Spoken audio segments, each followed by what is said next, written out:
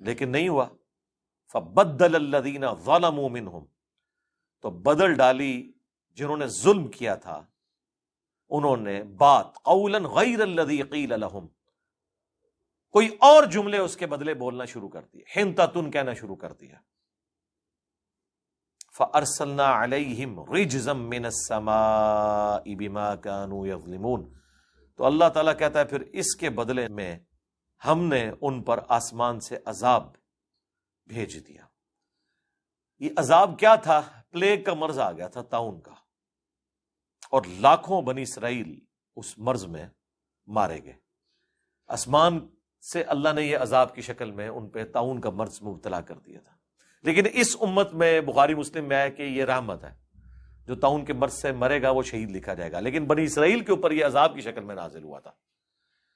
تو اس کا مطلب ہے کہ اللہ تعالیٰ کی طرف سے جو تکلیف آتی ہیں نا، وہ کرتوتوں کی وجہ سے بھی آتی ہیں. بعض اوقات انسان نے کرتوت ایسے کیے ہوتے ہیں، بعض اوقات آزمائش کے لیے بھی ہوتی ہیں. لیکن دنیا میں اب پیغمبر جب موجود نہ ہو تو آپ جو بھی تکلیف آئے اسے آزمائش کی طرف منسوب کریں گے، کسی کی سزا نہیں کہہ سکتے. کیونکہ ہم کیسے کہہ سکتے ہیں؟ بریلویوں پہ آزمائش آئے تو دیوبندی کہیں گے یہ عذاب ہے، اور دیوبندیوں پہ آئے تو بریلوی کہیں گے عذاب ہے، وہ کہیں گے ہم پہ آزمائش ہے. دیکھ لیں، یعنی جنید جمشید صاحب شہید ہوئے، دیوبندی کہہ رہے تھے شہید ہیں، وہ کہتے ہیں دیکھیں جی کس طرح کی موت اس کو ملی ہے. اب دیکھ لیں، ہر بندے کی اپنی ڈاکٹرین ہے.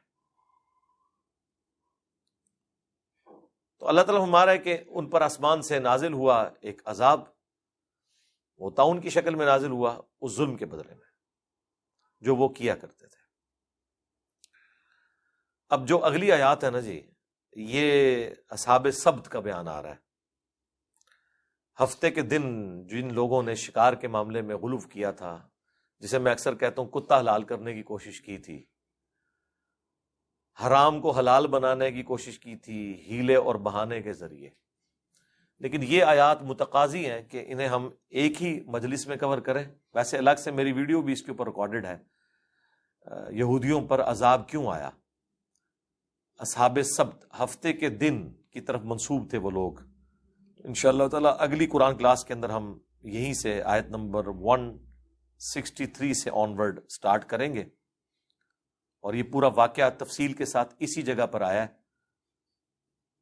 باقی جگہوں پر اشارتاً ذکر آیا سورۃ النساء کے اندر کہ ہم نے بندر و خنزیر ان کو بنا دیا. باقی جگہوں پہ سورۃ النحل میں بھی ذکر آیا. وہ یہ موقع تھا جہاں پر انہوں نے اللہ تعالیٰ کی شریعت کو بدلا اور اپنے ذوم میں یہ سمجھا کہ ہم شریعت کو توڑ نہیں رہے، تو اللہ تعالیٰ نے انہیں بندروں کی شکل میں بدل دیا. یہ عذاب تھا جو ان کے اوپر مسلط ہوا، والعیاذ باللہ تعالی. اللہم احسن عاقبتنا فی الامور کلہا واجرنا من خزی الدنیا وعذاب الآخرہ. اللہم ربنا آتنا فی الدنیا حسنہ وفی الآخرۃ حسنۃ وقنا عذاب النار. آمین. تو یہ چونکہ ایک پورا کانٹیکسٹ میں ہے، اس کانٹیکسٹ میں المستدرک للحاکم کی ایک تفصیلی حدیث بھی ہے اسی سے ریلیٹ، وہ بھی انشاءاللہ میں ڈسکس کروں گا. تو آج اگر میں نے شروع کیا تو اس کا مزہ پھر کرکرا ہو جائے گا، آدھی اس لیکچر میں رہ جائے گی بات، پھر میرے پہ بھی وہ کیفیت وکھرے جہاں والی طاری نہیں ہوگی جب تک کہ ہم اس کو ایک جگہ پورے کے پورے معاملے کو کور نہ کر دیں.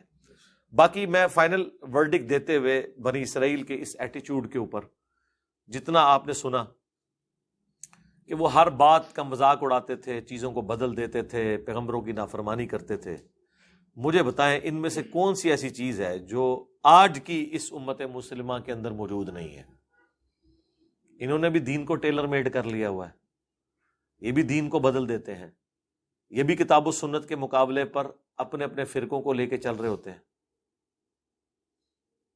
جو چیزیں خود مانے ہوئے ہوتے ہیں اس پہ عمل کرنے کے لیے تیار نہیں ہوتے. کون سا فرقہ ہے جو کہتا ہے کہ نماز نہیں پڑھنی چاہیے لیکن پڑھ رہے کتنے ہوتے ہیں؟ کون سا فرقہ کہتا ہے کہ سود حلال ہے لیکن انوالو ہوتے ہیں اس کے اندر؟ کون سا فرقہ کہتا ہے کہ بے حیائی جو ہے یہ کرنا بڑا ثواب کا کام ہے لیکن انوالو ہے؟ کون سا فرقہ کہتا ہے کہ جھوٹ بولنا یہ ثواب کا کام ہے؟ اس کے لیے بریلوی، دیوبندی، اہل حدیث، شیعہ، سنی کی کوئی تفریق کی ضرورت ہے؟ یہ تمام جتنے بڑے بڑے گناہ میں نے گنوائے ہیں یا بڑے بڑے فرائض جن کی پابندی ایک مسلمان کے لیے ضروری ہے، یہ تو ساری اس فرقہ واریت سے تو ہٹ کے چیزیں ہیں نا جی، یہ تو ہر مسلمان نے کرنی ہے۔ لہذا بنی اسرائیل کا جو ذکر ہے قرآن حکیم میں اور سورۃ البقرہ میں ان کا ذکر شروع میں رکھنا بالخصوص، اور پورے قرآن میں جگہ جگہ اس کا ذکر آنا، کبھی آپ کو قرآن پڑھتے ہوئے احساس نہیں ہوتا کہ اللہ تعالیٰ نے کسی موقع پہ بنی اسرائیل کو بلایا ہے، اس لیے کہ آپ کو بتایا جائے کہ جس طرح آپ ایک لاڈلی امت بنے ہوئے ہو نا کہ کچھ بھی ہیں تیرے محبوب کی امت سے ہیں، ایک اس طرح کی اور امت بھی گزر چکی ہے جس میں اللہ تعالیٰ نے 3 کتابیں بھیجی، تورات، زبور اور انجیل۔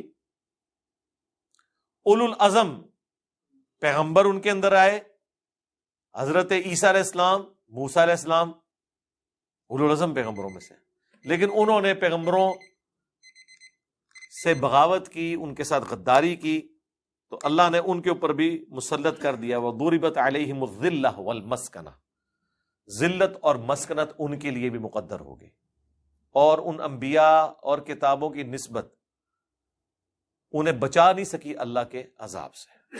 تو اس کے اندر یہ لیسن ہے کہ تم بھی یہ خالی نعرے نہ لگاتے رہنا کہ جو کچھ بھی ہے تیرے محبوب کی امت سے، تمہارے ساتھ بھی یہی کچھ ہوگا، اور وہ ہمیں ہوتا ہوا نظر آ رہا ہے، اور اس سے پہلے بھی کافی عرصے سے مسلمان اس تکلیف سے گزر رہے ہیں۔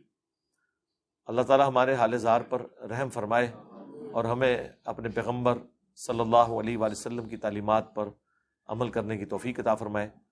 اللہ تعالیٰ سے دعا ہے جو حق بات میں نے کہی اللہ تعالیٰ ہمارے دلوں میں راسخ فرمائے، اگر جذبات میں میرے منہ سے کوئی غلط بات نکل گئی تو اللہ تعالیٰ ہمارے دلوں سے دھو ڈالے، ہمیں معاف بھی فرما دے، ہمیں کتاب و سنت کی تعلیمات پر عمل کر کے دوسرے بھائیوں تک پہنچانے کی توفیق عطا فرمائے۔ سبحانک اللہم و بحمدک، اشہد ان لا الہ الا انت، استغفرک و اتوب الیک، وما علینا الا البلاغ المبین۔ جزاکم اللہ خیرا۔